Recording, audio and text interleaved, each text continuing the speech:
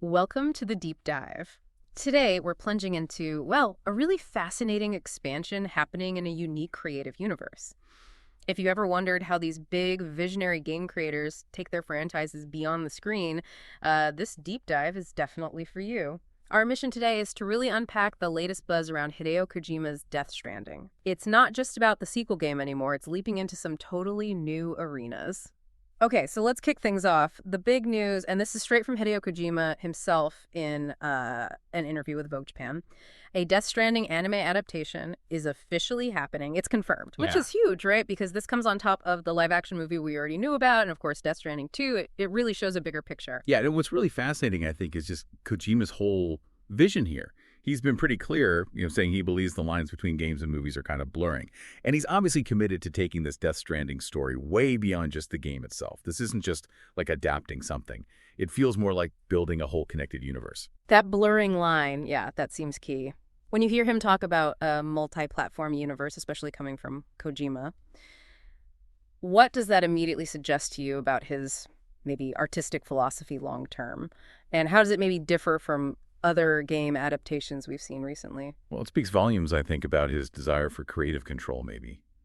Autonomy. Unlike a lot of adaptations that really try to be a direct translation, one-to-one, Kojima seems less interested in just recreating the game experience. It feels like he's building this ecosystem Mm, where each piece, game, film, anime, adds something unique to the world yeah. without being totally tied to the others. It's a pretty ambitious artistic play, really. Right, an ecosystem. And speaking of that artistic ambition, let's dig into the live action film a bit. He's working with A24. I mean, that alone says something. The studio behind Everything Everywhere All at Once, Midsommar. And the director is Michael Sarnowski, who did A Quiet Place. Day one. That's quite a team. It absolutely is. A24, Sarnowski. And if you connect that back to Kojima's comments, he's really emphasized he doesn't just want a copy of the game on film. He's aiming for, and he used this phrase, real cinema, something he even suggested could, win awards at big festivals like Cannes or Venice. That's a very different vibe from, say, The Last of Us on HBO, which stuck really close to this game story, or, the Super Mario Bros. Movie, which was much more about fan service and fun. Aiming for real cinema. Wow. That's bold for a game adaptation, isn't it? But doesn't that carry a risk? I mean, could chasing festival acclaim potentially push away the core fans who love the game for what it was?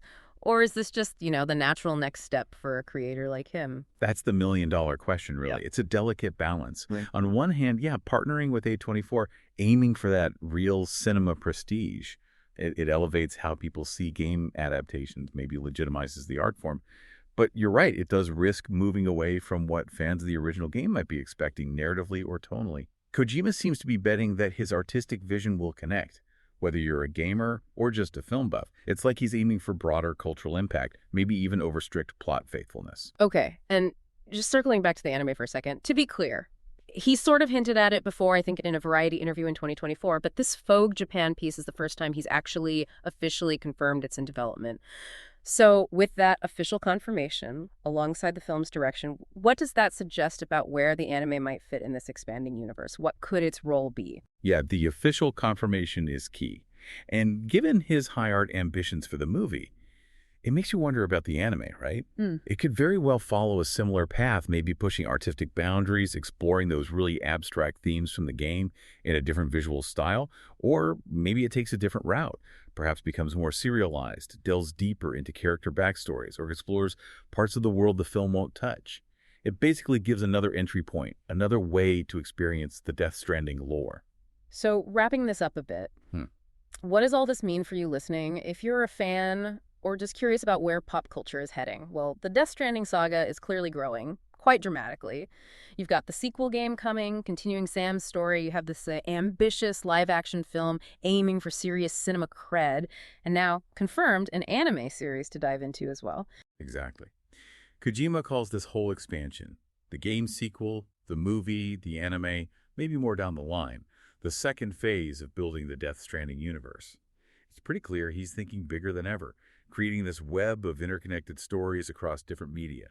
It's less about just adapting a game and more about building this huge, immersive, artistic world, really challenging what we expect from a franchise, Makes you think, given that drive for the movie to be real cinema, how do you think that philosophy might influence the Death Stranding anime? Will it also chase that artistic innovation, or carve out its own unique space in this growing universe? Something to ponder.